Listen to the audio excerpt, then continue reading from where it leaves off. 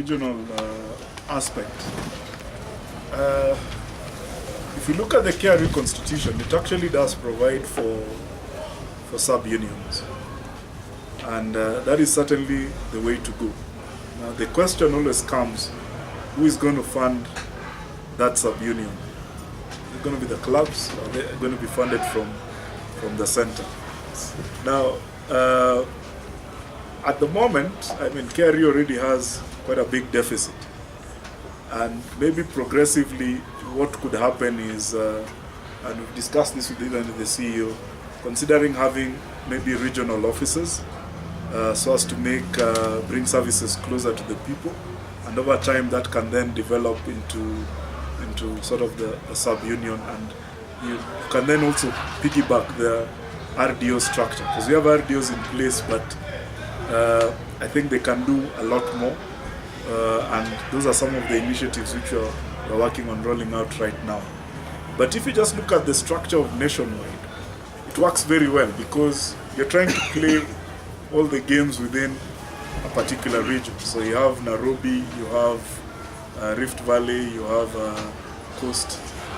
But even if you look at the Coast region, there is still, I think, probably has the lowest games actually played.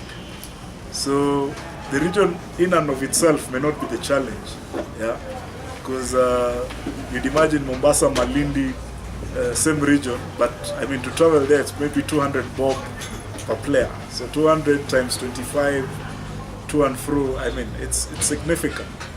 So we have to come up with a strategy where, in particular, local companies from that region can come in and support the local leagues, which is why I was very encouraged when I saw Webuye and Bungoma have now announced some partnerships with some of the local companies around there.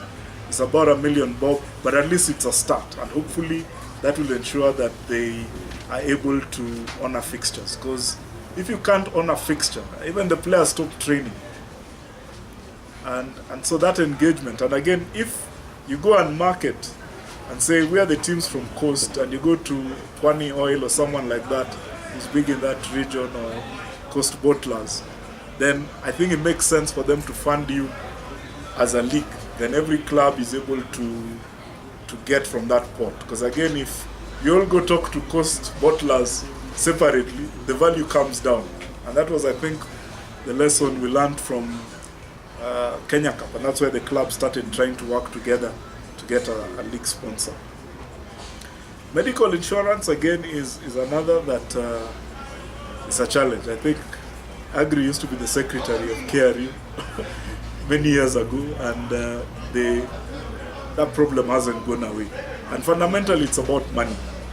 The last time we engaged very actively with a sponsor, I was then a club chairman, to cover, say, 50 players at that time of 14 Kenya Cup clubs, was coming to about 7 million shillings.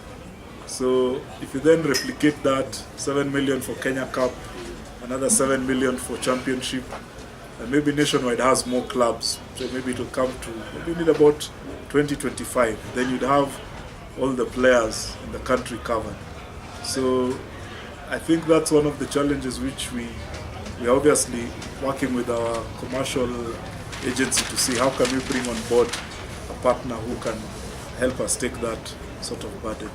And even if we're to say secure sponsorship for the league, I think we would prioritize allocating some money for insurance even before you make any distribution to the clubs.